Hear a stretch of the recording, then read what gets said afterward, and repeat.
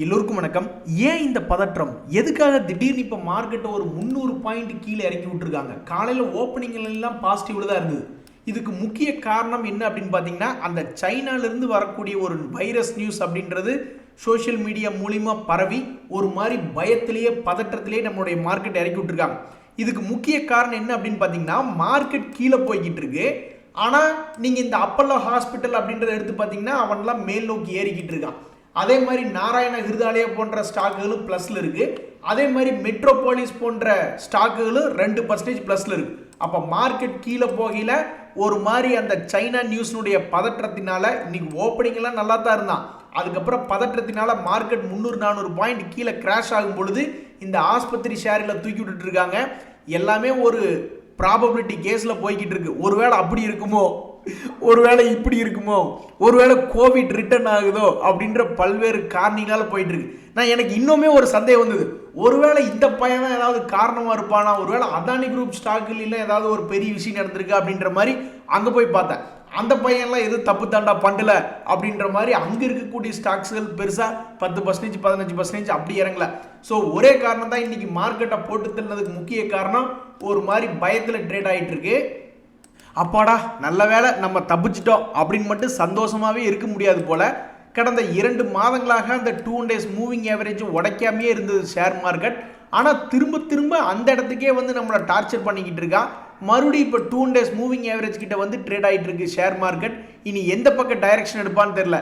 ஏற்கனவே ஒரு தடவை இங்கிருந்து 1500 பாயிண்ட் ஏறினா இந்த முறையும் அது மாதிரி ஏறிடுவானான்னு ஒரு நப்பாசில கொண்டிருந்தாக்கா அங்கேயே மூவ்மெண்ட் ஆகாமல் ஒரே இடத்துல இருக்கு. நண்பர்களே, இந்த சூழ்நிலையில் நீங்கள் யாராவது ஐடிஐ அப்படின்ற ஷேர் வச்சுருக்கீங்களா? நீங்கள்லாம் அந்த ஷேருக்கு பூ போட்டு டெய்லி கும்பிடணும். ஏன் அப்படின்னா கடந்த ஒரே மாதத்தில் 66% சம்பாரிச்சு கொடுத்துருக்கு. கடந்த 6 மாதத்தில் பார்க்கும்பொழுது 70% இந்த ஐடிஐ சம்பாரிச்சு கொடுத்துருக்கு. அதே மாதிரி இன்னைக்கு மார்க்கெட்டே கீழே போயிட்டு இருக்கீல மேல் நோக்கி ஆப்போசிட்ல ஏறின ஷேர்கள் அப்படின்னு பார்த்தோம்னா இந்த ஏஜிஸ் லாஜிஸ்டிக்ஸ் எல்லாம் இன்னைக்கு 10% மேல் நோக்கி ஏறி இருக்கான்.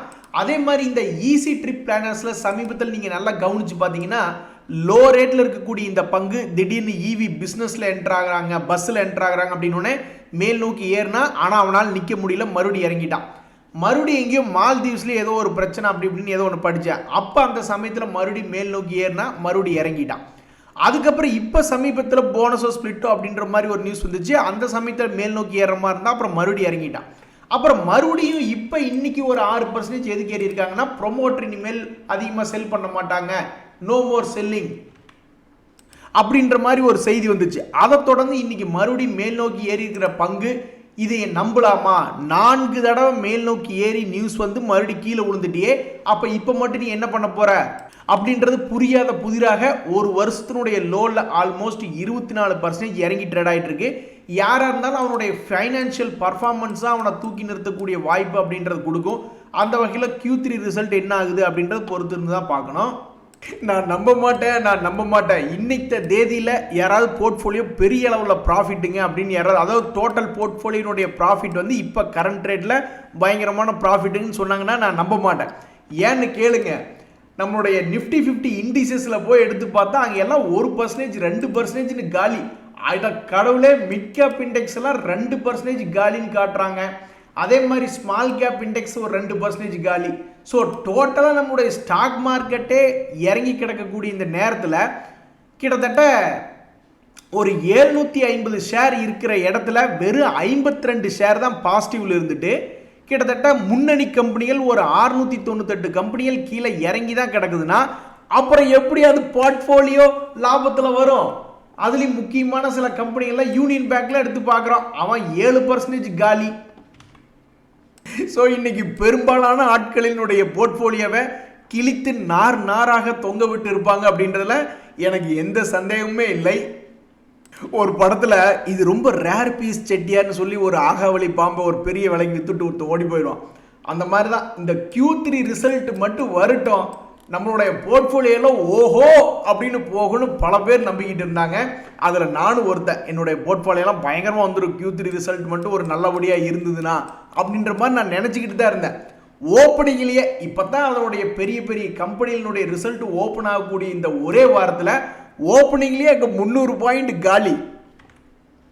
இனி நீ வயசுக்கு வந்தா என்ன வரலினா என்ன அப்படின்ற மாதிரி Q3 ரிசல்ட் மேலேயே எனக்கு ரொம்பவுமே ஆர்வம் இப்போ குறைஞ்சு போச்சு.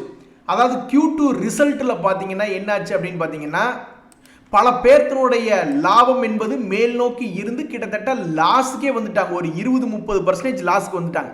இப்போ Q3 ரிசல்ட் வரும்பொழுது ஒருவேளை மேல் நோக்கி ஏறிடுமோ பழைய ரேட்டெல்லாம் வந்துடுமோ அப்படின்னு நினச்சிக்கிட்டு இருந்தா அவன் மறுபடியும் இன்னைக்கு தொடக்கத்திலே இறங்குற மாதிரி காட்டுறான். ஒருவேளை Q2ல என்ன நடந்ததோ மறுபடியும் Q3லையும் நடந்ததுன்னா கிட்டத்தட்ட நான் லேப்டாப்லேயே இடம் இல்லைங்க, இதுக்கு மேலே லேப்டாப்லேயே இடம் இல்லை அப்படின்ற மாதிரி ஆச்சு. அதாவது முதல்ல ஒரு 40% Q2ல இறங்கி இனி Q3லையும் 40% இறங்குறான்னா இனி அங்கே லேப்டாப்பில் இடம் இல்லை, திரும்பி மேலே வா அப்படின்ற மாதிரி தான் உட்காந்துட்டு இருக்கணும். எது எப்படியோ SIP வகையிலையும் நீண்ட நெடுகால அப்ஜெக்டிவ் வச்சு பணம் போடுறவங்களுக்கு அப்படி ஒரு வேளை தொப்புக்கடின்னு கீழே விழுந்தா வாய்ப்பு தான். ஏன்னு கேளுங்க, Q2 ரிசல்ட்னாலேயே பல பங்குகள் கீழே விழுந்தது. அப்புறம் மறுபடியும் ஒரே மாதத்துக்குள்ளே 20-30% ஏறி வந்தானா இல்லையா? ஸோ உங்களுடைய பங்குகள் மறுபடியும் ஒரு 40% இந்த Q3ல இறங்குச்சுன்னா நீங்கள் என்ன பண்ணுவீங்க அப்படின்றத தெரியப்படுத்துங்க. நான்லாம் கொஞ்சம் ஹெட்ஜிங் பண்ணியிருக்கேன். மறுபடியும் மேல் நோக்கி கீழே இறங்குச்சுன்னா மறுபடியும் பணத்தை இறக்கி விட தான் நான் பார்ப்பேன். நண்பர்களே, இந்த சமயத்தில் வந்து பார்த்தீங்கன்னா கிடக்குது கழுத, பணம் சம்பாதிக்கிறதுக்கு எங்களுக்கு என்ன வழியே இல்லை அப்படின்ற மாதிரி இந்த ஐபிஓக்கள் மூலியமாக ஏதாவது பணம் சம்பாதிக்க முடியுமா, ஏதாவது ஐபிஓக்கள் ஓப்பனாக இருக்குது அப்படின்ற மாதிரி நான் போய் பார்த்துக்கிட்டு இருந்தேன். ஸ்டாண்டர்ட் கிளாஸ் லைனிங் டெக்னாலஜி அப்படின்ற ஒரு ஐபிஓ தான் ஓப்பன் ஆகிருக்கு. 140 ரூபாய்க்கு வெளியிடுறாங்க. இந்த ஐபிஓனுடைய கிரே மார்க்கெட் ப்ரீமியம் இப்போதைக்கு எவ்வளோ போய்கிட்டு இருக்குன்னா எதிர்பார்ப்பு இறங்கி இருக்கக்கூடிய மார்க்கெட்டில் கூட ஒருவேளை இது 70% லாபத்தில் வந்து லிஸ்ட் ஆகுமோ அப்படின்ற மாதிரி எதிர்பார்த்துக்கிட்டு இருக்காங்க. ஸோ இப்போதைக்கு ஷேர் மார்க்கெட்டில் சம்பாதிக்க ஒரு வாய்ப்பு அப்படின்ற மாதிரி பொதுமக்கள் பார்த்துட்டு இருக்காங்க. அப்படின்னா இந்த ஒரு ஐபிஓ தான் பார்த்துக்கிட்டு இருக்காங்க. ஸ்டாண்டர்ட் கிளாஸ் லைனிங் டெக்னாலஜி அப்படின்ற ஐபிஓ ஜனவரி 8ஆம் தேதி வரைக்கும் இந்த ஐபிஓ ஓப்பனாக இருக்குது. நண்பர்களே, இன்னைக்கு மனசுக்கு சந்தோஷம் தரும்படியாக சில பங்குகள்லாம் மேல் நோக்கி ஏறிட்டு இருக்கான். இந்த ஈக்குட்டா ஸ்மால் ஃபினான்ஸ் பேங்க்கு, தேவயானி எல்லாம் 10% ஏறி வந்துட்டான். நைக்கா ஒரு 5% ஏறி இருக்கு. இதில் அண்ணாந்து பார்த்தா சுகமாக தான் இருக்கும். அதாவது ஈக்குட்டா ஸ்மால் ஃபினான்ஸ் பேங்க் அப்படின்ற ஷேர் வச்சிருக்கிறவங்க அப்படியே அண்ணாந்து பார்க்கும் பொழுது அடடா இவன்லாம் மேல் நோக்கி வந்தான்னா கிட்டத்தட்ட ஒரு 70 ரூபா பக்கம் வரணுமே, 80 ரூபா பக்கத்தில் வரணுமே அப்படின்ற மாதிரி எதிர்பார்த்துக்கிட்டு இருப்பாங்க. அவன் 69 ரூபாயில் இப்போ லேசாக ஒரு பிரேக் அவுட் காட்டுறான். இதுக்கு முன்னாடி இப்படி தான் ஒரு பிரேக் அவுட் காமிச்சு ஏமாற்றி 20 ரூபா இறங்கிட்டான். இந்த முறை என்ன பண்ண போகிறான்னு தெரியல. 69 ரூபாயிலிருந்து அப்படியே ஒரு 85-90 ரூபா வருவானா இல்லையா அப்படின்றத பொறுத்து தான் பார்க்கணும்.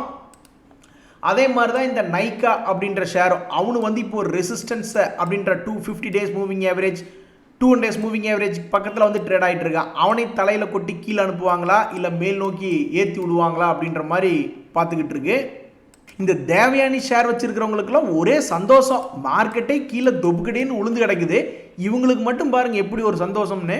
அவன் பாட்டுக்கு கீழே லோ லெவலில் ட்ரேட் ஆகிட்டு இருந்தவன் ரீசன்ட் ஹை கிட்ட வந்து ட்ரேட் ஆகிக்கிட்டு இருக்கான். அப்போ நம்மளால பெரும்பாலும் ரீட்டைல் இன்வெஸ்டர்ஸ் வந்து கீழே எல்லாம் பெரும்பாலும் வாங்கியிருக்க மாட்டாங்க, மேலே எங்காவது வாங்கி லாக் ஆகிறதுக்கு தான் வாய்ப்புகள் அதிகம். அப்போ அவங்களுக்கெல்லாம் இன்னைக்கு வாங்கின ரேட்டே வந்து ஒரு சந்தோஷத்தை கொடுத்துருக்கு.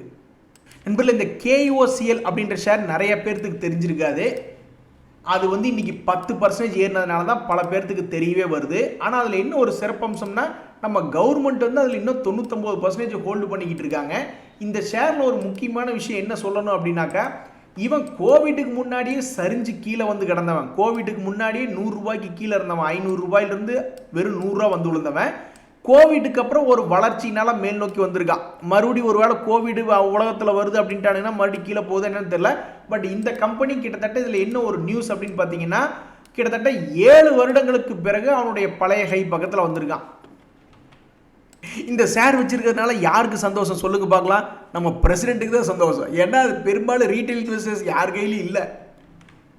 ஒருத்தருக்கு யோகம்னு ஒன்று இருந்தால் புதுசாக வாங்கின ஷேரு கூட மேலே வரும் அல்லது பழைய ஷேரு கூட மேலே வரும் அப்படின்ற மாதிரி இந்த டிரான்ஸ்ரைல் சமீபத்தில் ஐபிஓவில் வந்த பங்கு அவன் இன்னைக்கு மேலே 6% ஏறி இருக்கான். அதே மாதிரி தான் இந்த குஜ் கேஸ் ஷேர் அப்படின்றது ஷேர் மார்க்கெட்டில் பிரேக் அவுட்டா இல்லை பிரேக் டவுனா அப்படின்றத பல காரணிகள் முடிவு பண்ணும். அந்த வகையில் இந்த 50 டேஸ் மூவிங் ஆவரேஜ் கிட்ட இவன் ஏற்கனவே தாண்ட முடியாமல் கீழே பிரேக் டவுன் ஆயிருக்கான். இந்த முறையும் தாண்டானா இல்லையா அப்படின்றது தெரியல. ஸோ தற்போதைக்கு செய்தி என்னன்னா 50 டேஸ் மூவிங் ஆவரேஜ் பக்கத்தில் ரொம்பவுமே முக்கியமான இடத்துல ட்ரேட் ஆகிட்டு இருக்கு. ஆண்டவா எங்களை காப்பாத்திரு அப்படின்னு வேண்டிக்க வேண்டியதுதான். நண்பர்களே, இது எந்த வகையிலும் ஜோக்கே கிடையாது. எல்லா பணத்தையும் கொண்டு ஒரே ரியல் எஸ்டேட்லேயே நம்ம போட்டு வச்சுருந்தா கூட இப்போ எனக்கு தெரிஞ்ச ஒருத்தருக்கு அவசரத்துக்கு விற்கணும்னு நினச்சார், ஆனால் விற்க முடியல. அப்புறம் வட்டிக்கு கடன் வாங்கி செலவு பண்ணிக்கிட்டு இருக்காப்புல. ஸோ எல்லா சொத்துக்களையும் ஒரே இடத்துல கொண்டு போய் போடாதீங்க. ரியல் எஸ்டேட் கொஞ்சம், கோல்டு கொஞ்சம், ஸ்டாக் கொஞ்சம், பாண்டு கொஞ்சம் போட்டோம்னா தான் வண்டி ஓட்ட முடியும். மார்க்கெட் சைக்கிள், செக்டர் சைக்கிள் அப்படின்றது நம்ம கண்டறிந்த உண்மை இல்லை, அது ஆல்ரெடி ஷேர் மார்க்கெட்டில் இருக்கக்கூடிய உண்மை. ஏறிட்டே போகும், இன்னும் 10 வருஷத்துக்கு ஏறிட்டே போகும், 20 வருஷத்துக்கு ஏறிட்டே போகும் நம்ம நினச்சே பார்க்க முடியாது. அது ஏறுவதும் இறங்குவதும் ஏறுவதும் இறங்குவதும் தான் ஷேர் மார்க்கெட்டினுடைய தொழில். ஸோ மொத்த பணத்தையும் கொண்டே போட்டு ஒரே இடத்துல லாக் ஆகிக்காதீங்க. நண்பர்களே, ஐடிசி ஹோட்டல் ஷேர்லாம் கிட்டத்தட்ட 300 ரூபாயில வந்து லிஸ்ட் ஆயிரும் போல இருக்கு. ஏன்னு கேளுங்க, இந்த ஐடிசி ஷேர் இன்னைக்கு அவனுடைய பிஸ்னஸை பிரித்து விட்டான். ஐடிசி ஹோட்டலை எடுத்துட்டா ஐடிசியினுடைய வேல்யூ எவ்வளவு இருக்கும் அப்படின்ற மாதிரி பார்த்தோம்னு வச்சுங்களேன். சில நாட்களுக்கு முன்னாடி, அதாவது வெள்ளிக்கிழமை அன்னைக்கு 483 ரூபா இருந்தது, இப்போ 450 ரூபா. ஸோ 10 ஷேர் ஐடிசிக்கு ஒரு ஷேர் கொடுக்குறாங்கன்னா ஒரு ஷேருக்கு 30 ரூபா இறங்கியிருக்கு அப்படின்னா 10 ஷேருக்கு கிட்டத்தட்ட 300 ரூபா இறங்கியிருக்கு.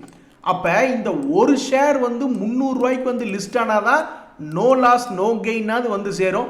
ஸோ ஐடிசி ஹோட்டல் எந்த ரேட்டுக்கு வந்து லிஸ்ட் ஆகுது அப்படின்றது தெரில, பொறுத்து இருந்து தான் பார்க்கணும்.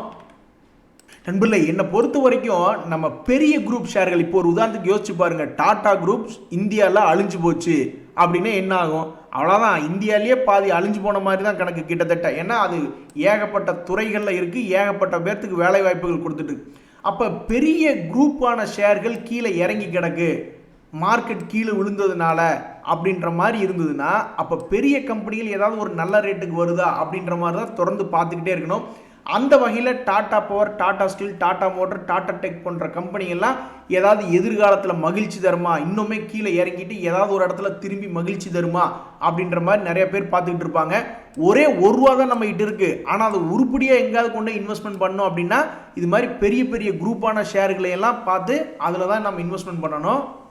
அது மட்டும் இல்லை, இன்னைக்கு ஸ்வைங்னு பல ஷேர்கள் 10-20% ஏறுறான் இறங்குறான். இன்னைக்கு இறங்கி இருக்கிற மார்க்கெட்லையும் அப்படி இருக்கும் பொழுது அதுக்கு ஒரே காரணம் தான், நம்மளுக்கு அந்த பிஸ்னஸ் அப்டேட்ஸ் அல்லது Q3 ரிசல்ட்டான அப்டேட்ஸ் வந்து நம்ம பார்க்காம இருந்திருப்போம். பட் 100க்கு 95% ஏதாவது இண்டிவிஜுவல் ஸ்டாக் நியூஸ்னால பெருசாக ஏறி இருக்காது.